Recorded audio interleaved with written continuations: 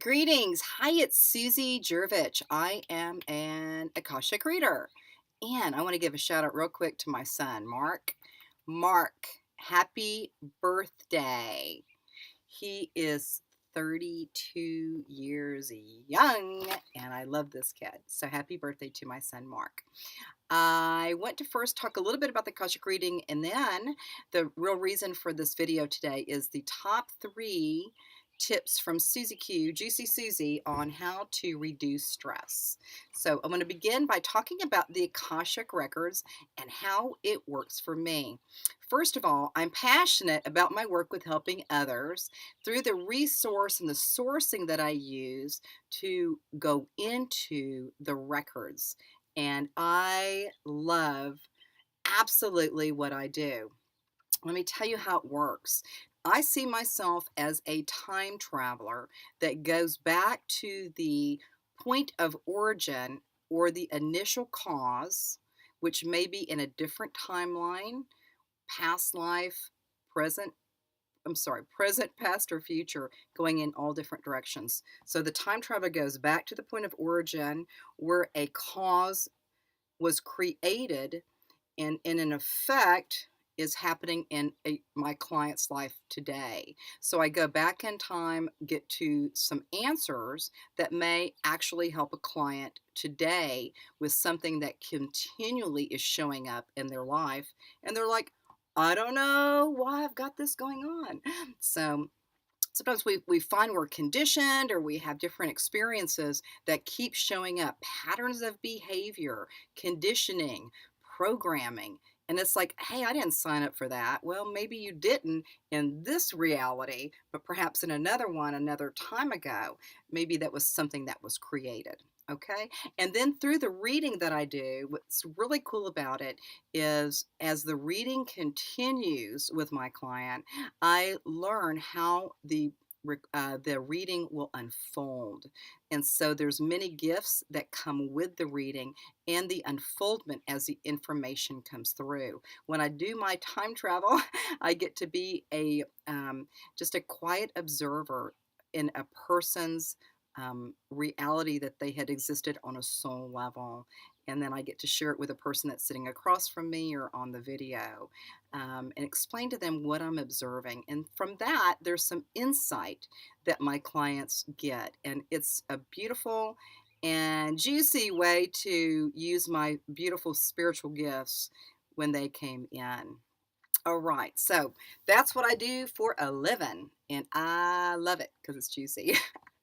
Okay, so the top 3 tips that I have from my perspective, based on some of my readings that I've done with other folks on the Akashic Records, these are 3 tips that will help you reduce stress. Okay, number 1 is this. So let's just say this one is called a pivot dance. I'm just making up names, pivot dance. And what this is you're sitting around and you're having the best day ever, or you're at work and everything's going along great. And then all of a sudden, some feeling comes in that's not congruent with your experience. So let's just say you're real happy one minute, or let's just say you're just busy working, and all of a sudden you get this feeling tone or bhavana that comes in that seems like sadness, or it may feel like anger, or it may feel like, oh, unworthy, just things just, and it's like, where did that come from? Okay. And then you may own that feeling, even in the midst of having a most glorious day. You may own it and, just feel like that's who, womp, womp, womp, that's who I am. All right. So this is the tip. This does happen. It happens to me. It happens to everybody. You have a fleeting thought, okay? What I'd like for you to do is begin questioning when you have these moments of something stressful pops in, and the stress could be, just having that feeling tone come in and like, whoa, is that you begin to look at that feeling that comes through or that stressor that comes through and then go, is this really mine? Is this even my feeling? Okay. And now this is a practice that takes a while to really master. So I'm going to go into it as quick as I can here for you. So we're going to take this cup here. Okay, let's just say something stressed me out apparently. I'm not even it's not even obvious what the trigger was, but something came in and I got stressed out and then I started feeling angry. So then what I'm going to do, okay, this is a purely visual and you can get it like in a split second or you can like ponder and like I don't think that's real for me. Anyway, I'd like for you to consider this though. Is so instead of, taking this anger here, all right? Then I'm going to go ahead and just pretend like anger is something I can just pick up and I'm going to place it in a container. So right now it's outside of me. And then I look at the anger and I just kind of see that, well, it's like right there. It's not really in here anymore. Like, do I need to hold on to it? Now, some people, when they get a fleeting thought, they can't even understand what it is, but they like want to keep it. I gotta think about this for the next 25 or 500 years. Or you can just kind of look at it and then you can just what I do is I take a look at it and I'm pretty quick about it and pretty blunt. I just take this energy of anger and then I just poof it and I send it to the light. Okay, if God, source, whatever name you go by there, I just send it to the light. All right, so that's one way to look at it.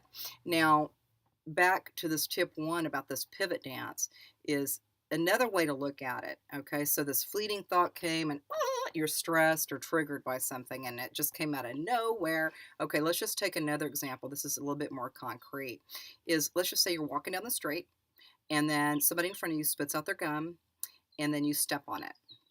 Okay, so you could say, okay, I got gum on my shoe. I'm unworthy. I'm so angry. Or you could just say that that gum isn't mine. Okay. The gum showed up kind of like the fear did or the anger did. But then you can go, that's not my gum. All right. Or the same thing, that's not my anger. All right. And so when you begin to see these nuances of how we process information, there's ways to just take that anger, all right, or that fear or that lack consciousness or the feeling of unworthiness or shame or grief. And if it pops in, you can just take it and then I just send it to the light. Okay. And maybe it is mine. But you know what? I don't want this at this moment. Okay. And maybe never. I'm not into suffering anymore. I'm kind of out of that paradigm. All right. So that's one of the tips, pivot dance. The next one is about setting boundaries. So something's happened and triggered you and you're feeling kind of stressed out. And so there's some ways that you can really use your language and it goes really into dignity, and the dignity begins with you, like, hey, I love myself and I'm going to treat myself good, but I'm also going to be in dignity with other people. So let's just say somebody comes up to calls me, hey Susie, I'm like, hi. They're like, I want you to wash my car every morning at 5 a.m. before I go to work because you're my best friend and you love me. Okay, so that is somebody made a request of me. Okay, and so what I do to give really clear language here and really clear communication is, and this is my teacher, Linda Starr, she always says smile first. So thank you so much for asking if I can wash your car every morning at 5 a.m. or 5:30 a.m. Okay, there's three responses to that. Number one response is, I know, I'm so sorry I can't help you. Again, you can still have that smile on your face. I'm from the South, so it's like, oh, like, you know. So the first response is, no, I'm so sorry, I can't help you. Or your second response could be, well, I know I can't do that. However, it seems like you need a little bit of help. I have some time on Saturday, you know, and let's do this together. I can help you. Okay. All right. Or the third response is, thank you so much for asking, and I can't do it. However, there's this teenager young man that lives on my street, and he's looking to make a little bit of extra money. I bet he would do that for you. Would you be interested in getting his name and phone number? So that way, when you go into setting boundaries, because what I find is a lot of people don't want to say no. They're like, yeah, I'll wash your car. I don't think anybody would do that at 5 in the morning. But to be able to say no and to be in dignity for both parties, yourself and for the other person, is really amazing. Okay, so that's tip number two is getting a request or making a request and being in dignity and giving options as far as not being able to either a yes or a little change in the response. I can't do that, but this is what I can do. And another response is, I can't help you at all, but I think I know somebody that can. All right. The next one is on a stressor that comes up. And this is probably the first thing. I should have made this number one. This is our third tip. Should have been number one. So, what can I say? What can I say? Um, is the moment you have a stressor, let's say it's either on the, let's just say somebody's right in your face and they're like creating stress in my world. Okay. Um, the first thing I would suggest that you do is just be still, even if it's like wah wah wah wah wah. Is just be still, and I'd like for you, if possible, to begin. And I know you can do this. Is begin checking in with your body. First, checking your breath, just like noticing. Are you breathing? Sometimes in those moments where we're kind of like I call it going into the solar plexus here, but really checking in with your breathing and then just taking a few breaths. And again, you can be sitting there, and the person's right here in your face, blah, blah, blah, blah, blah. And you can still be like breathing in and breathing out, breathing in and breathing out. Okay, so just checking in there with your body and noticing anything else in your body that's showing up. But so before you actually, we used to call it react, like you're going to react back or snap back.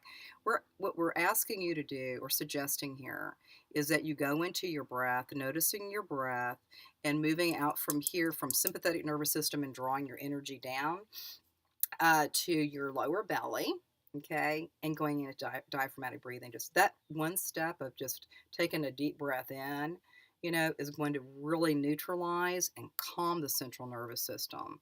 It's like an immediate hit of yummy, delicious, juicy stuff when you do that. So, and then from there, then you have a moment of choice point. It's almost like 0 point where you're like slow motion, and then you respond in the way that best suits you and the body, this beautiful body that you're working with. Okay, so taking a few deep breaths is always good. So, our first tip, number one, was about the denial. This ain't my fear. I deny you and send you to the light, my child. The next one is setting boundaries through being able to say no, no, and here's an option, or no, I can't do it at all, but my friend might, or somebody else. So that's another one. And then the third one is just taking some really beautiful deep breaths. And it's almost like putting yourself in a little bit of a slow mo timeout where you connect with your higher self, that higher part of you where there's so much wisdom and truth. And when we're triggered or under stress, we start reaching into more of what we don't want, because that's that old patterning. Okay, so when we get real still and quiet and sit with a dilemma that has shown up, we don't even call it dilemma anymore, we call it experience. Okay, some experiences we want to repeat, others we're like, I'm good, don't need to repeat it. There's all experiences here to show you, and each one of these things that pop up, these stressors or triggers, I always call these pop quizzes. You thought you were a master? Bing, pop quiz. Bing, pop quiz.